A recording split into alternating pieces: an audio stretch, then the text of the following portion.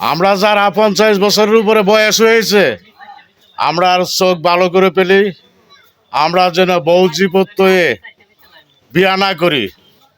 আমরা বৌজিপত্তয়া বিয়া কইরা সমাজে কলঙ্কিত না হয় আর বউ বাচ্চার কাছে আমরা দোষী না হই। হ্যাঁ এরম তো করবে, টুনটুনি কাটবে। তুমি এক বউ তোয়া বউ গড়ে তোয়া আগ বেডের দ্বারা দৌড়বা, তোমার টুনটুনি কাটতো না কি কাটবো? গলা কাটতো, গলা যে কাটছে না। আর আমি যেটা বলছি সেটা শোনো, তুমি সামনে দিয়ে আসো। তোমার নাম কি ভাই? আমার নাম আকবর। আকবর, তোমার বয়স তো মনে 40-এর উপর হয়ে গেছে।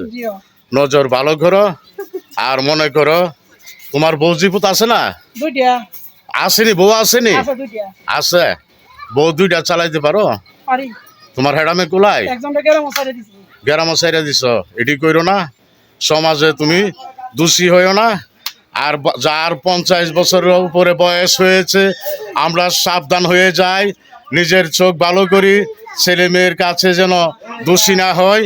দ্বিতীয় দ্বার গ্রহণ না করি, দ্বিতীয় দ্বার গ্রহণ করে আমরা সমাজে দূষিত ব্যক্তি না হই। আসসালামু আলাইকুম। ডাক্তার ভাই কি কিছু কইবেন? এটাই তো, কলঙ্কিত হয়েন না, চোখ ভালো করেন, বুঝছেন? মুরব্বী আপনি কি মিষ্টির দোকান? আপনি উদাম, আপনার চেহারা নিতাম না।